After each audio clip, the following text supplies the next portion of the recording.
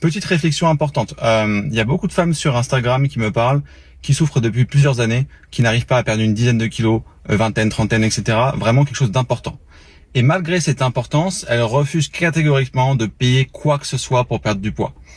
Je l'entends au premier abord, mais pas lorsque la souffrance est telle que c'est elles qui en pâtissent, c'est elles qui en souffrent au quotidien, et je pense qu'elles se limitent à faire cela. Donc c'est bien plus courant qu'on le croit. Souvent c'est dû à des mauvaises expériences du passé où elles ont déjà mis beaucoup d'argent dans quelque chose et elles sont déçues.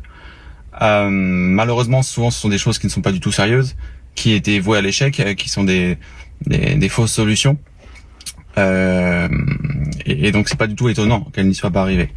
Mais le problème de s'entêter à avoir tout le temps du gratuit, c'est que vous n'avez pas de résultat. Et si vous n'avez pas de résultat, vous pouvez pas continuer à vous entêter à chercher du gratuit sans arrêt. Il faut au bout d'un moment que vous solutionnez clairement votre solution.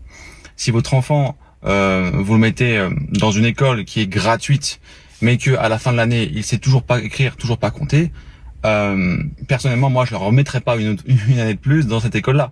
Il y a un problème. Au bout d'un moment, vous n'allez pas sacrifier vos résultats juste pour le gratuit. Il faut aller vers ce qui fonctionne pour vous, ce qui vous rend plus heureux, en meilleure santé et qui vous fait progresser. Donc en fait, c'est ça. La limite du gratuit, c'est ça. C'est que le gratuit, ça peut marcher pour pas mal de personnes. Il n'y a pas de souci. Moi, il y a des domaines de la vie où je me suis vraiment très bien sorti avec le gratuit, beaucoup d'ailleurs. Mais des fois, c'est pas suffisant. Des fois, il faut savoir accepter qu'on n'y arrive pas seul, que ça nous bloque et qu'on a atteint un plafond de verre avec ça.